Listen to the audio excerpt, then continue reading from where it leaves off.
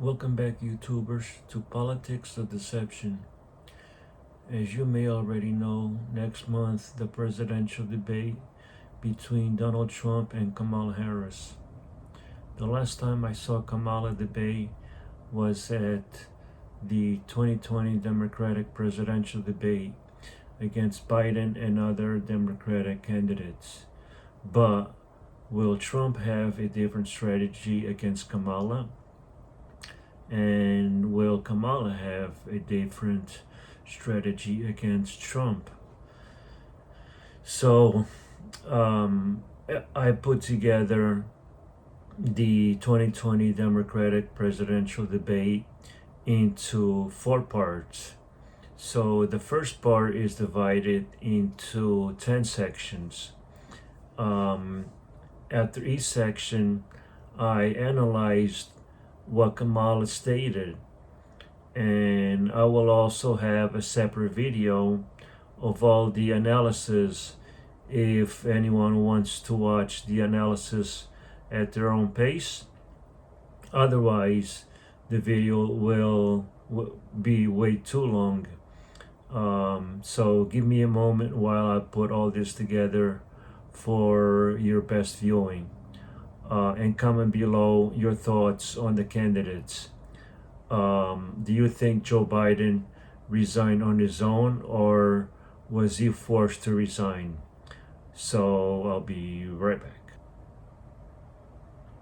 So the first clip we're going to watch is Joe Biden at the 2020 Democratic presidential debate, and he talks about how Trump uses the tax cuts to take advantage of loopholes. So let's take a look.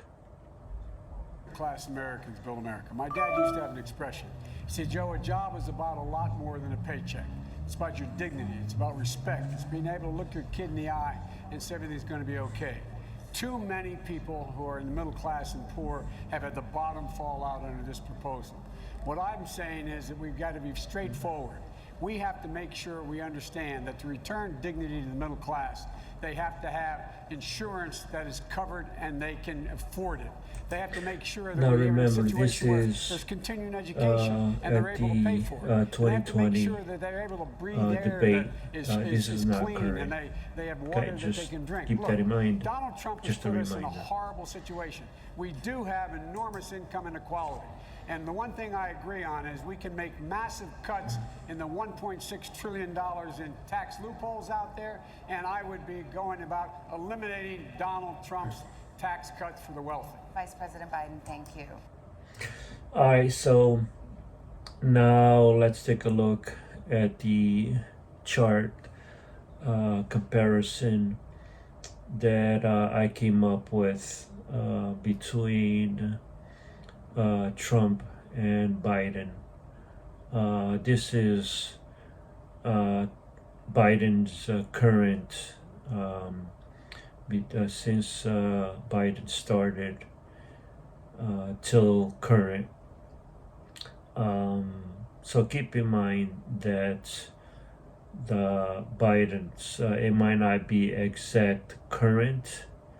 They might not have the exact data to current date, but Trump is his 4 years. So let's take a look at the chart. Now keep in mind that chart that I'm going to show you, it's only a few seconds. So you can pause it, and at the very end of this whole video, I'll have a separate video, and I'll have all the analysis of all the clips, and you can watch it at your own pace, and you can pause it and watch it at your own pace. All right, so let's just take a quick look at this chart. All right, So as we can see, we have the tax cuts for individuals, and then a comparison between Trump tax policy and Joe Biden's tax policy.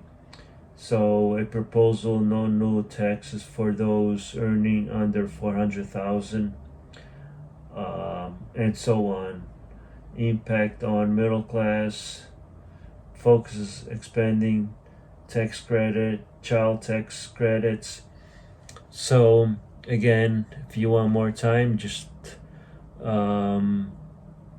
pause it and go through it, or watch that other video that I'm going to put up. All right. So we're going to go to the next clip, and the next clip is Kamala Harris, and let's see what she has to say. There's a lot of talk in this primary about new government benefits, such as student loan cancellation, free college, health care, and more. Do you think that Democrats have a responsibility to explain how they will pay for every proposal they make along those lines? Well, let me tell you something. I hear that question, but where was that question when the Republicans and Donald Trump passed a tax bill that benefits the top 1% and the biggest corporations in this country, contributing at least $1 trillion to the debt of America, which middle-class families will pay for one way or another? Working families need support and need to be lifted up, and frankly, this economy is not working for working people. For too long, the rules have been written in the favor of the people who have the most and not in favor of the people who work the most, which is why I am proposing that we change the tax code.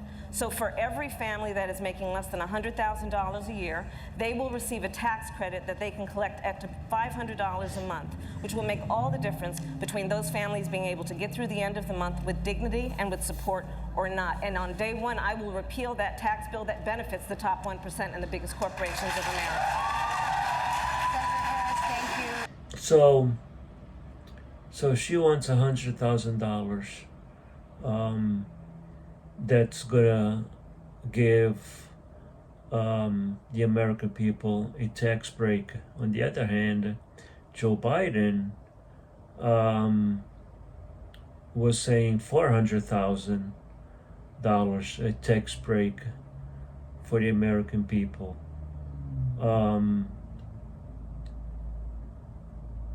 So she's being more lenient towards the American people. And a comparison,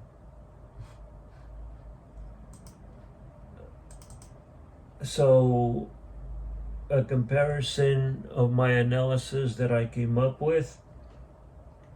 Again, you can pause it, and you can go through it, and I have a comparison with Trump's tax cuts and the Job Acts, the Biden administration tax policy, and a comparison with that Trump's policy, average tax cuts per year.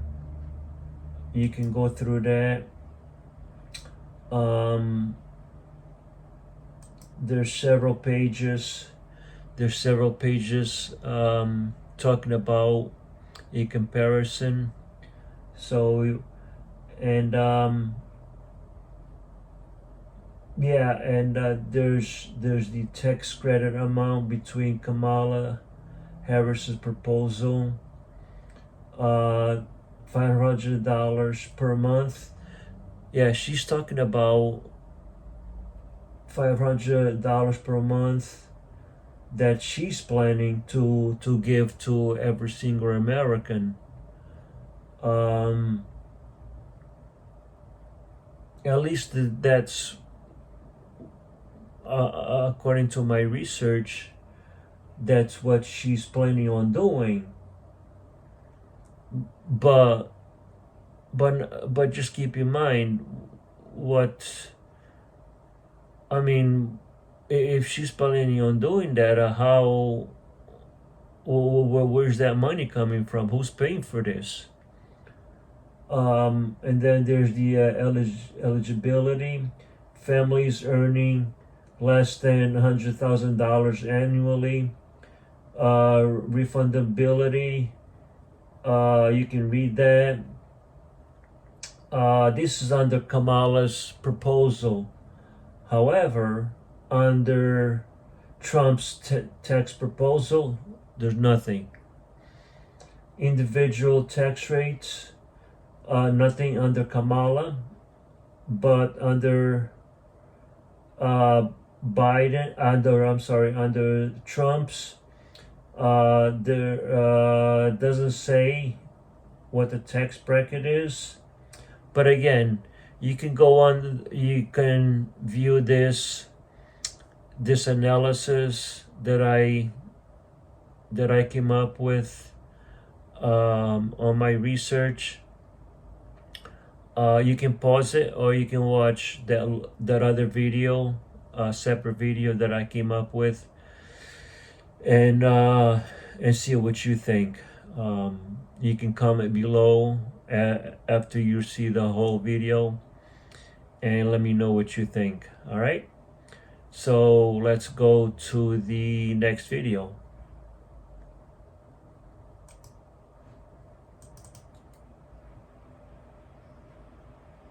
One second.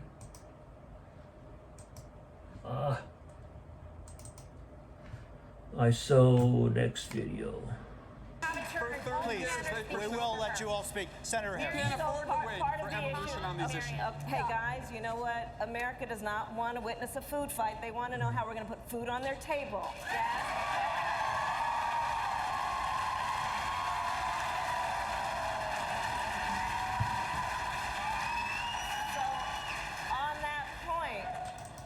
The issue that is at play in America today, and we've all been traveling around the country, I certainly have, I'm meeting people who are working 2 and 3 jobs. You know, this president walks around talking about and flouting his great economy, right? My great economy, my great economy. You ask him, well, how are you measuring this greatness of this economy of yours? And he talks about the stock market. Well, that's fine if you own stocks. So many families in America do not. You ask them, how are you measuring the greatness of this economy of yours? And they point to the jobless numbers and the unemployment numbers. Well, yeah, people in America are working. They're working 2 and 3 jobs. So when we talk about jobs, let's be really clear. In our America, no one should have to work more than 1 job to have a roof over their head and food on the table. Thank you very much. We've all expressed an interest. All right, so she talks about how the American people, or the middle class, shouldn't have to work 2 to 3 jobs. Well, as of right now, she's a vice president, and what did she do? Did she do anything to help the economy? Did she do anything to help create jobs? Are people still working 2 to 3 jobs? The high cost of living is ridiculous. Are people now working 1 job? I mean, why didn't she do anything about it? Now, if she becomes president, are people gonna work 1 job only now when she becomes president? Or are people gonna still work 2 to 3 jobs if she ever becomes president? So let's look at the chart. So I compared the Trump's administration and Biden's administration. The stock market and again, you can pause it and just go through it. Otherwise, this video is going to be way too long. So yeah, just pause it, and there's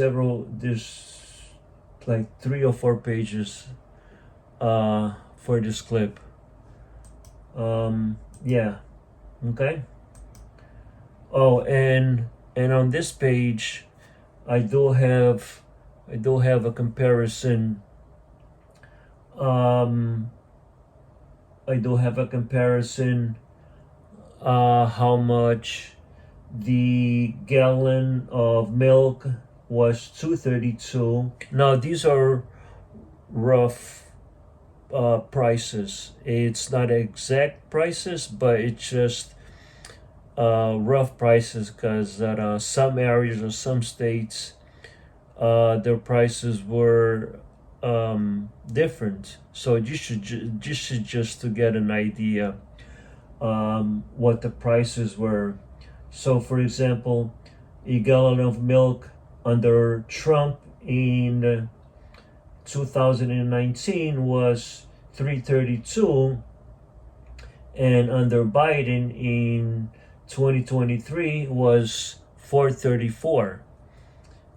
Eggs under Trump in 2019 was $1.40, and under Biden 2023 was $4.25. So you get an idea. So you can check out this chart and see it for yourself.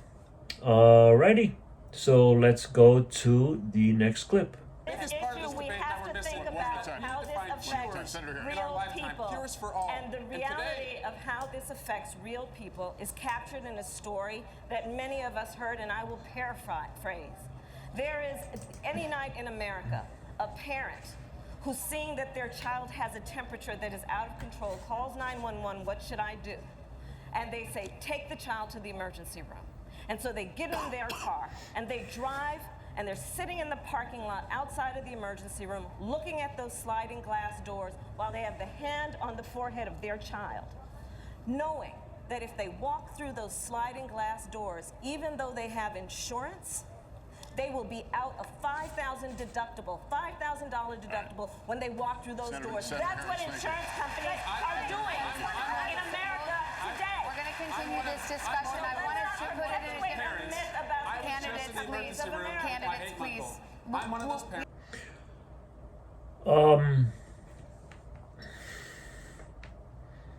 Does anybody actually think of that when they're going to the emergency room, hospital? Do they actually think about their deductible? I mean,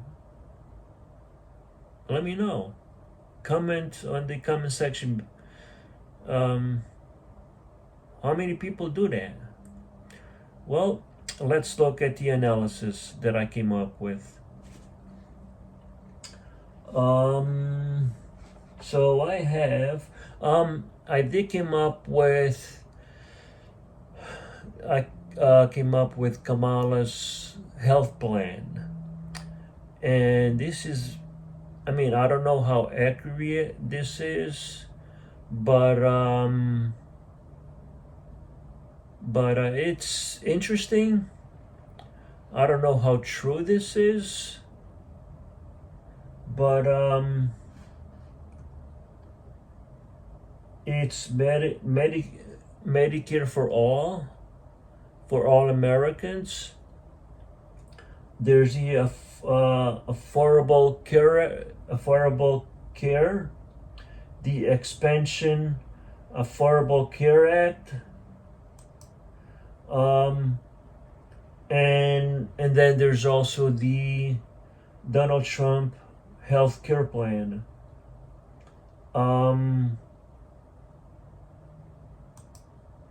And then there's also a chart that you guys can read. And there's a comparison. There's a comparison there's a comparison also. I'll just give you the first line of the comparison. There's the first line that I have is the plan type, and I have the government runs single payer, which is the Medicare for all, and this is under Kamala. And the single adult, the hypothetical cost, for the single for Kamala is a $0 premium for Kamala. And under Donald Trump, the market-based repeal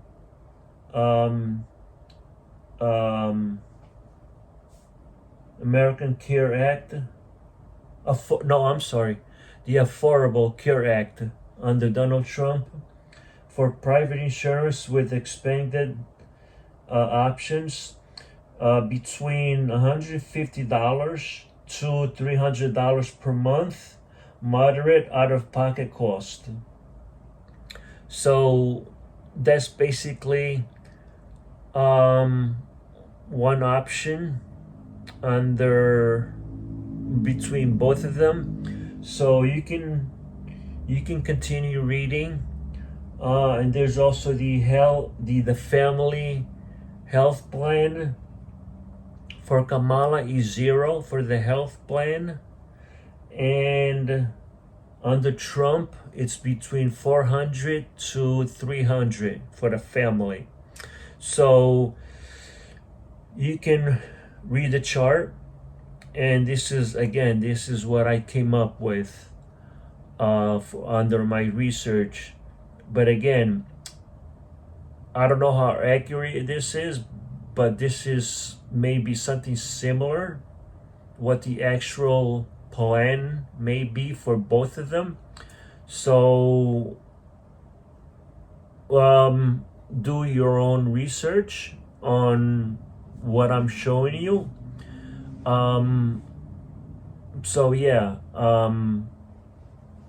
Do your own research just to make sure that that everything is accurate. But this is just to give you an idea. What that both are trying to offer. All right, so let's go to the next clip. On January 20th, 2021, if you are president, what specifically would you do with the thousands of people who try to reach the United States every day and want a better life through asylum? Immediately on January 20th of 2021, I will, first of all, we cannot forget our DACA recipients, and so I'm going to start there. I will immediately, by executive action, reinstate DACA status and DACA protection to those young people. I will further extend protection for deferral of deportation for their parents and for veterans, who we have so many who are undocumented and have served our country and fought for our democracy. I will also immediately put in place a meaningful process for reviewing the cases for asylum. I will release children from cages. I will get rid of the private detention centers. And I will ensure that this microphone that the President of the United States holds in her hand is used in a way that is about reflecting the values of our country, and not about locking children up, separating them from their parents. And I have to just say that we have to think about this issue in terms of real people. A mother who pays a coyote to transport her child through their country of origin, through the entire country of Mexico, facing unknown peril to come here. Why would that mother do that? I will tell you. Because she has decided for that child to remain where they are is worse. But what does Donald Trump do? He says, go back to where you came from. That is not reflective of our America and our values, and it's got to end. Governor Hickenlooper, day one, if you are... Okay. What do you think about that? And when she mentioned this microphone, what does that have to do with everything? I just don't know. She said this microphone. What was she referring to? Didn't make any sense. But anyway,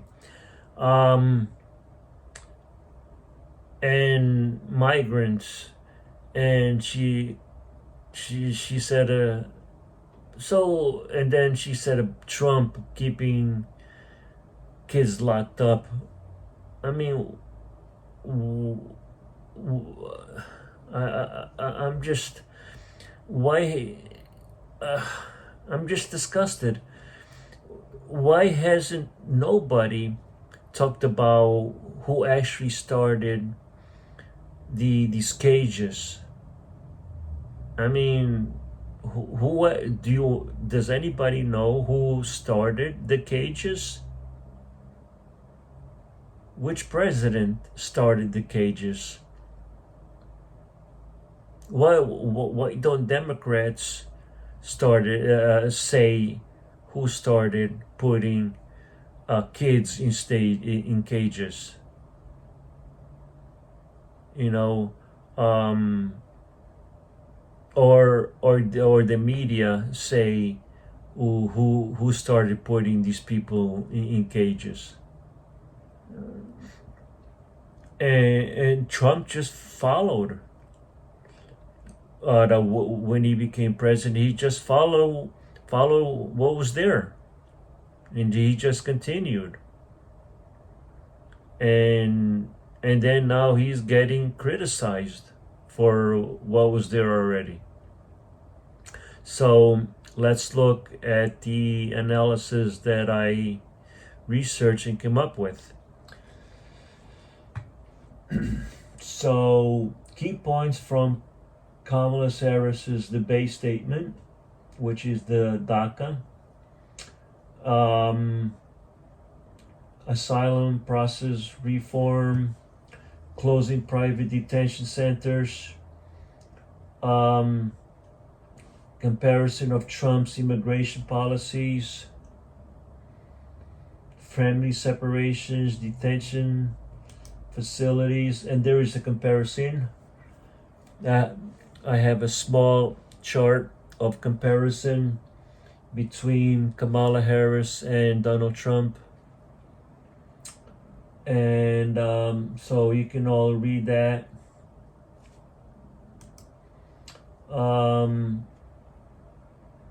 Yeah, and so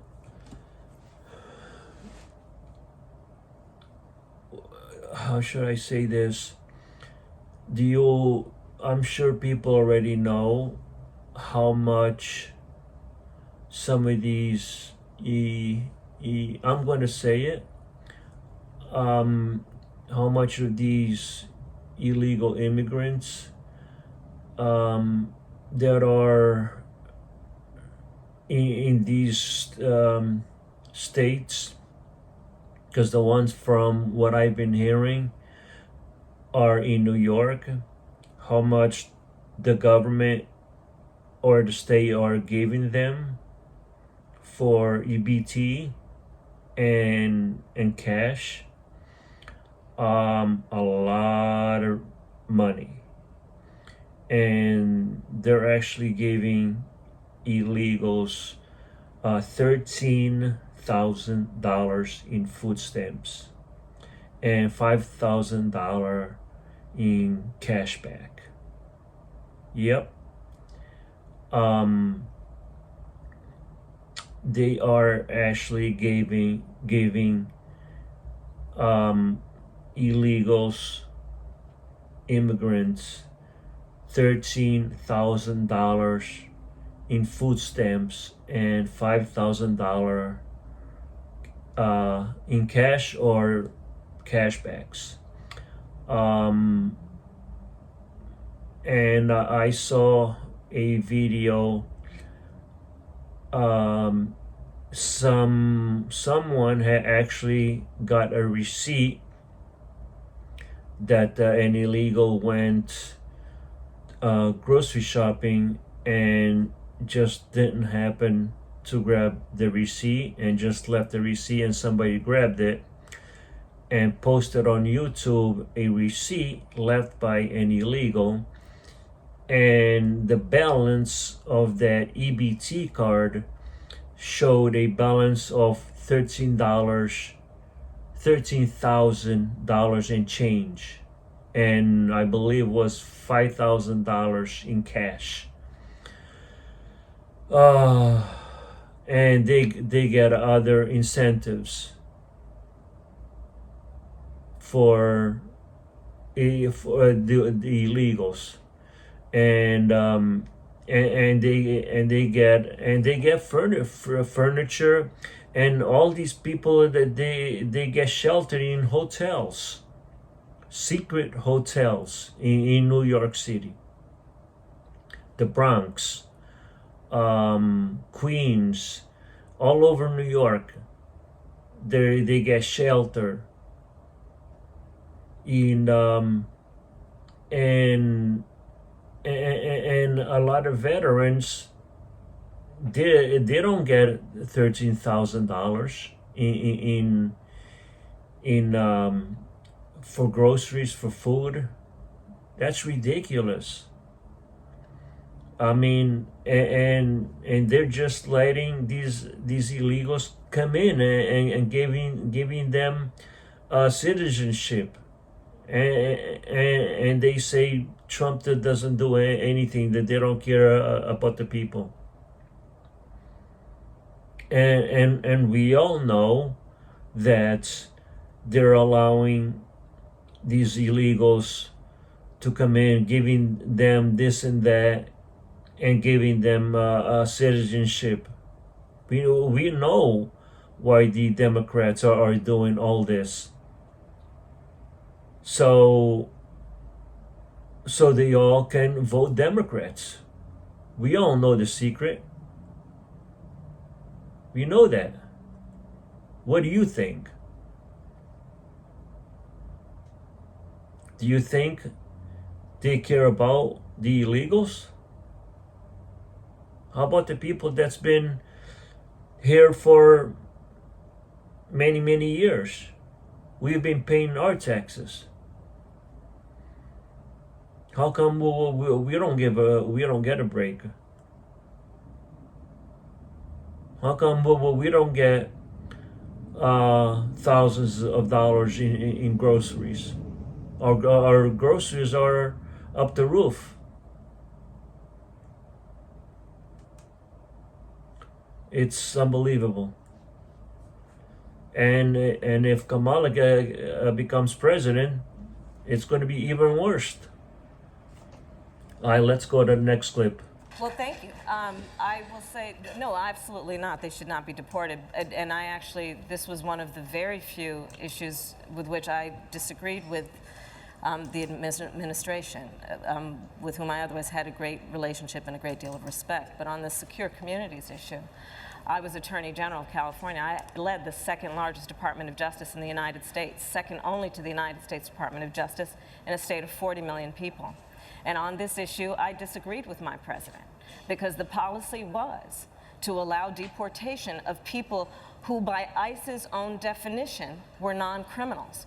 So as Attorney General and the Chief Law Officer of the state of California, I issued a directive to the sheriffs of my state that they did not have to comply with detainers, and instead should make decisions based on the best interest of public safety of their community. Because what I saw, and I was tracking it every day, I was tracking it and saw that parents, people who had not committed a crime, even by ICE's own definition, were being deported. But I have to add a point here.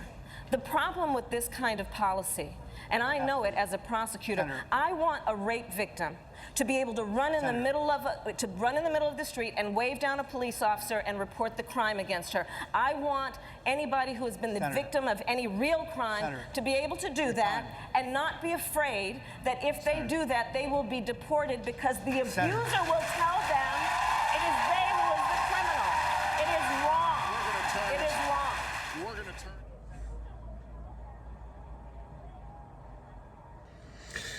Okay. So, all right. So, let's look at the analysis and see what it looks like. So, disagreement with the secure communities, directive to sheriff, focus on safety, leading efforts on immigration, and there is a chart. I do have a chart, a comparison between Trump's administration and Biden's administration, so you can check that out, and you can pause it and check it for yourself. All right. So, all right, let's go to the next video. On stage, I would like to speak on the issue of race. Senator Harris, What I will say is if that I could preface this, we will give you 30 seconds agree. of this. We're going to come back to you on this again in just a moment. Go for 30 seconds. Okay. So, on the issue of race, I couldn't agree more that this is an issue that is still not being talked about truthfully and honestly. There is not a black man I know, be he a relative, a friend, or a coworker, who has not been the subject of some form of profiling or discrimination. Growing up, my sister and I had to deal with the neighbor who told us her parents couldn't play with us because we were black. And I will say also that in this campaign, we've also heard, and I'm going to now direct this at Vice President Biden, I do not believe you are a racist. And I agree with you when you commit yourself to the importance of finding common ground. But I also believe, and it's personal, and I was actually it was hurtful to hear you talk about the reputations of two United States senators who built their reputations and career on the segregation of race in this country. And it was not only that, but you also worked with them to oppose busing. And, you know, there was a little girl in California who was part of the second class to integrate her public schools. And she was bused to school every day. And that little girl was me. So I will tell you that on this subject, it cannot be an intellectual debate among Democrats. We have to take it seriously. We have to act swiftly. As Attorney General of California, I was very proud to put in place a requirement that all my special agents would wear body cameras and keep those cameras on. Senator Harris, thank you. Vice President Biden, you have been invoked. We are going to give you a chance to respond. Vice President Biden. All right, so before we continue, what do you think of Kamala, what she stated, that Biden is not racist, and about her statement saying that about busing? Do you think she had a point there, saying that Biden is not racist? What do you think? Comment below and let me know what you think. All right.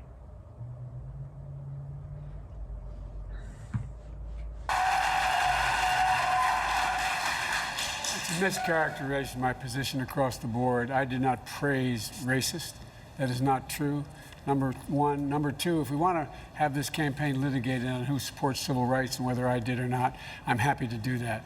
I was a public defender. I didn't become a prosecutor. I came out and I left a good law firm to become a public defender when in fact my city was in flames because of the assassination of Dr. King. Number one. Number two, as the Vice President of the United States, I work with a man who, in fact, we worked very hard to see to it we dealt with these issues in a major way. I did the a fact search, is that in terms of busing, his city you would have been able was to go not in to school flames. the same exact way because So it was a I local think decision he's made by referring your city to, council. That's fine. That's one of the things I argued for. That we where- should not be. We should be where breaking down he's, these lines. from, But so the Biden, bottom line here is, where he's look, from, everything I've done in my career, Willimantic. I ran because of civil rights. I continue to he think we have said to he make was not fundamental in changes in flames, civil so rights, and those civil rights, by the way, is, include not just only African Americans not but the angry LGBT on community. that. But Just Vice an President FYI. Biden, do you agree today that you were wrong to oppose busing in America then? No. Do you agree? I did not oppose busing in America. What I opposed is busing ordered by the Department of Education. That's what I opposed. Well, I there did was not a oppose. failure of states to integrate No, but- public schools in America. I was part of the second class to integrate Berkeley, California public schools almost 2 decades after Brown v. Board of Education. Because your city council made that decision. It was a So local that's where the decision. federal government must step The- in. the That's why federal we have the government Voting must Rights Act and the Civil Rights Act. That's why we need to pass the Equality Act. That's why we need to pass the ERA, because there are moments in history where states fail to preserve the civil rights of I all have people. supported the Okay, ERA hang on. from the very 30 beginning when I Vice ran for President the Biden, 30 seconds, because I want to bring other I people into this. supported bring the other people ERA in. from the very beginning. I'm the guy that extended the Voting Rights Act for 25 years. We got to the place where we got 98 out of 98 votes in the United States Senate doing it. I've also argued very strongly that we, in fact, deal with the notion of denying people access to the ballot box. I agree that everybody, once they, in fact, they should. Anyway, my time's up. Who? What do you all think? Who had a better outcome? Did Biden had a good argument, or did Biden not told the truth? Did Biden oppose busing? Did what do you think? Or did Kamala had a good argument that Biden opposed busing? What do you think? Comment below, and what the comment below. Now I don't know if any of you know what she's referring to by busing. I was not really sure what was going on, so let me see if the analysis actually explains what had happened, so you guys can read at your own pace.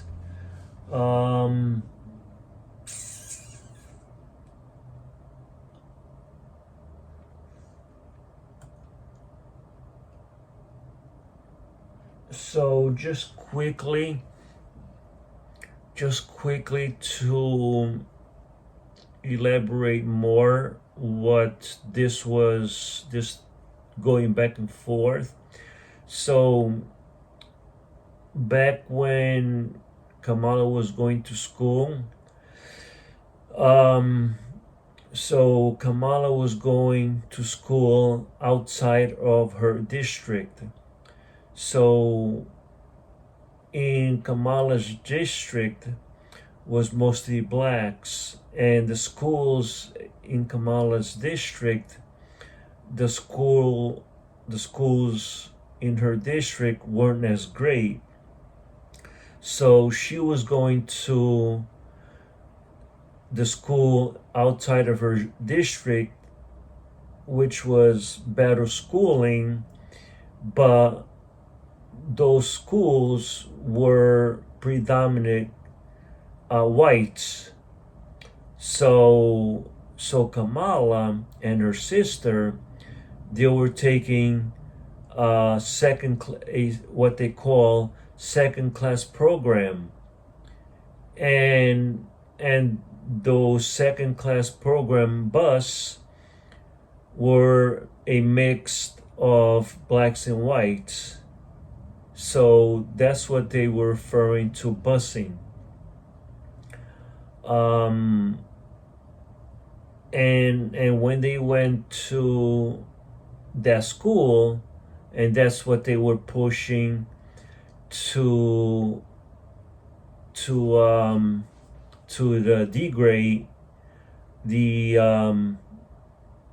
population of blacks and whites, and that's what this debate was going back and forth to oppose busing.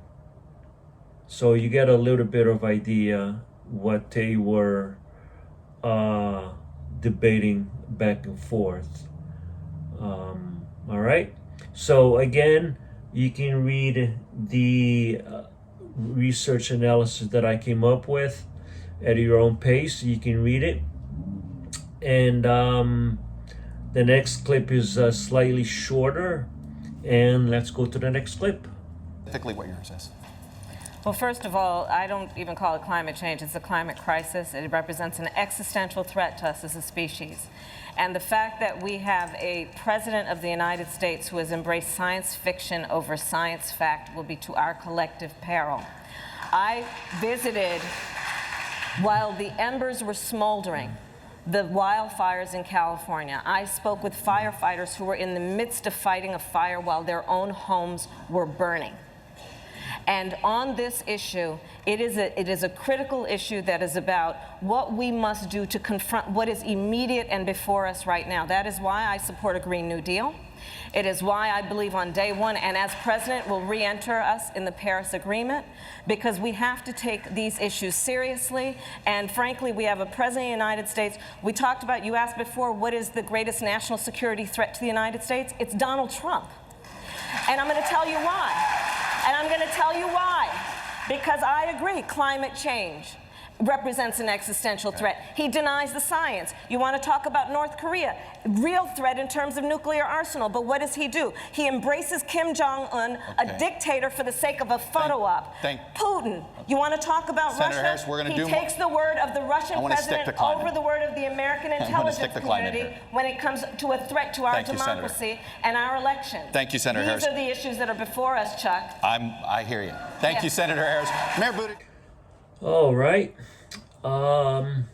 Let's take a quick look at the analysis I came up with really quick.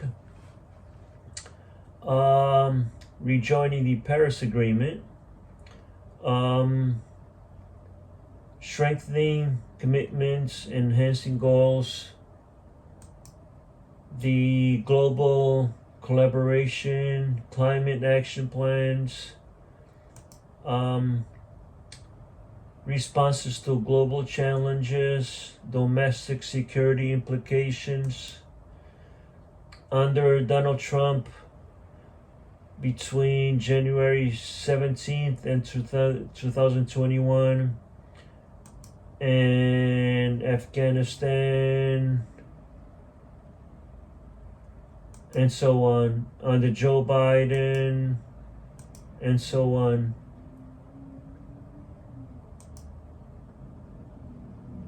Oh, and then I talk about, oh, no, okay.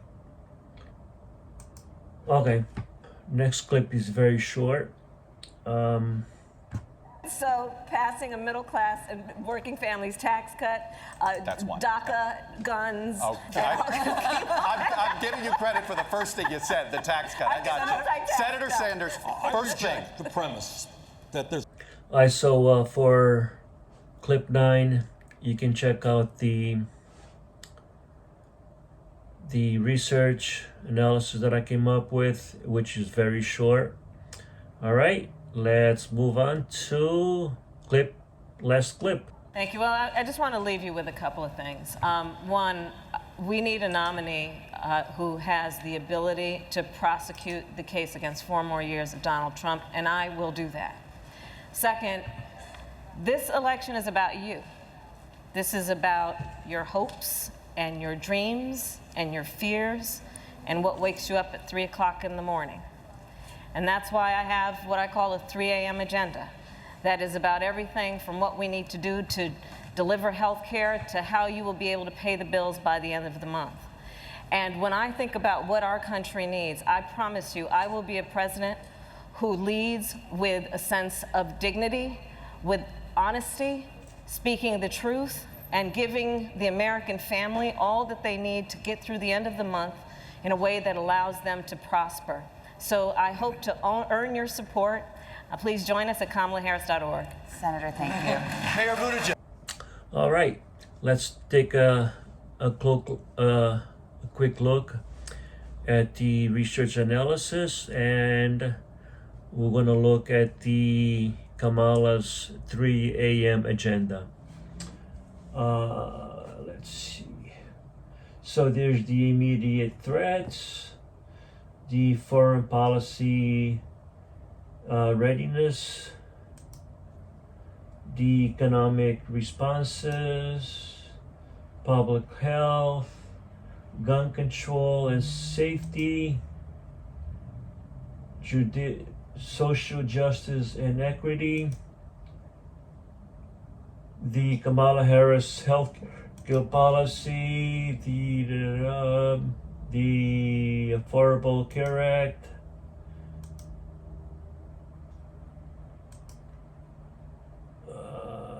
okay,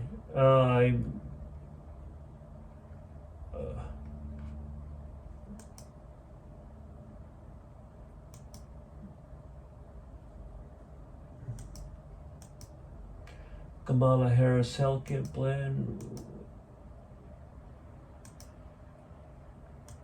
I saw it. Let me see if it's here.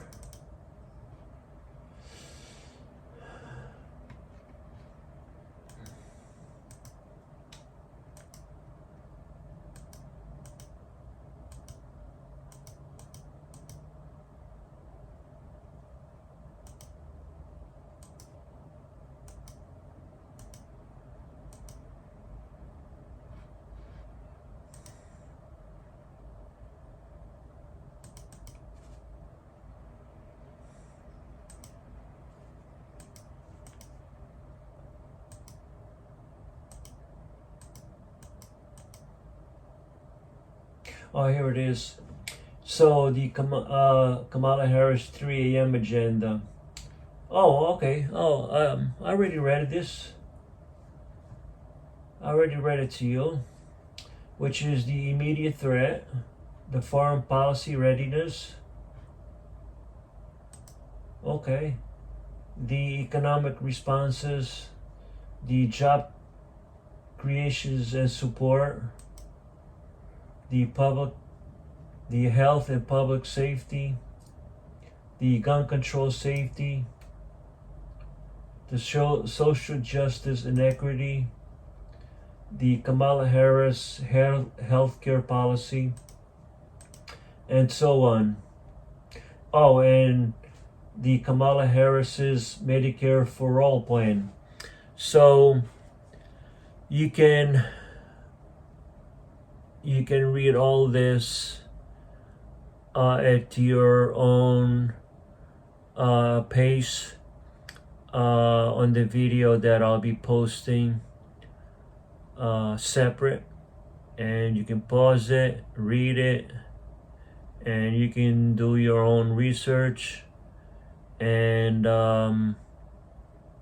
make sure you vote for whoever you think is going to benefit you the best, and let's hope for a better country next year. All right, and don't forget to comment below, like, share, subscribe, and support the channel.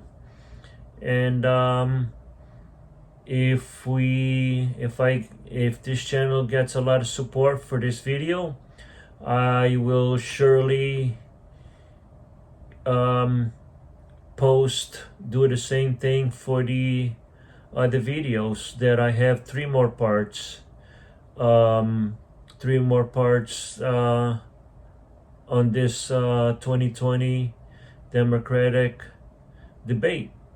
All right, so support this video and the channel, and I will see you shortly. All right, take care and have a good day.